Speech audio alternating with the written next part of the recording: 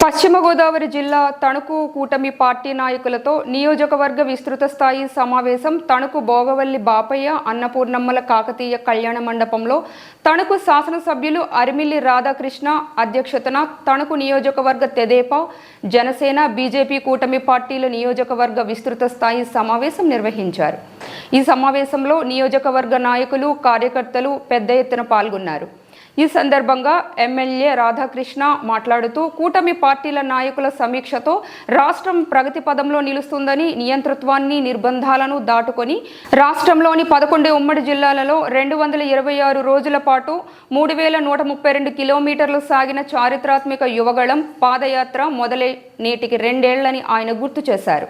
నాటి పాలకులు పాదయాత్ర ఆపడానికి చేయని ప్రయత్నం లేదని, మైక్ వెహికల్ సీజ్ చేయడం దగ్గర నుంచి వాలంటీర్లను అరెస్టు చేయడం వరకు అనేక విధాలుగా ఇబ్బందులు పెట్టారని అన్నారు। నాటి పాలకులు ఎన్ని అడ్డంకులు పెట్టినా ప్రజలు చూపించిన ప్రేమ తనను మరింత దృఢంగా మార్చిందన్నారు। మరోవైపు రాష్ట్రంలో అభివృద్ధి పరుగులు పెడుతోందని, విదేశీ పెట్టుబడులను ఆకర్షించేందుకు సీఎం చంద్రబాబు ఇటీవల దావోస్ పర్యటన చేశారని, ధ్వంసం అయిన ఏపీ బ్రాండ్లు మళ్లీ ప్రమోట్ చేస్తూ దావోస్ లో మొత్తం 27 సమావేశాల్లో పాల్గొన్నారని తెలిపారు। ఈ కార్యక్రమంలో పెద్ద ఎత్తున కూటమి నాయకులు పాల్గొన్నారు। 5 సంవత్సరాలు ఎవరైతే కష్టపడ్డారో వారికి కూడా జరుగుతుంది। అలాగే జనసేన పార్టీ నాయకులు ప్రతిపాదించినటువంటి పేర్లు ఇవ్వడం జరుగుతుంది, బీజేపీ ప్రతిపాదించినటువంటి పేర్లు ఇవ్వడం జరుగుతుంది।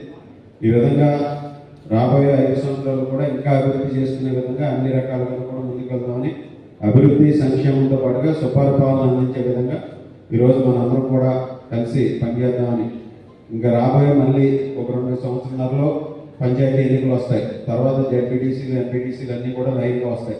ఇప్పటి నుంచే దాన్ని కూడా మనం సమన్వయం చేసుకుని అందరూ కూడా గ్రామాల్లో ఏకపక్షంగా ఆ ఎన్నికల ఫలితాలు ఉండే విధంగా మనందరం కూడా పనిచేసే విధంగా ముందుకు వెళ్ళాలని ఈ సందర్భంగా తెలియజేసుకుంటున్నాను।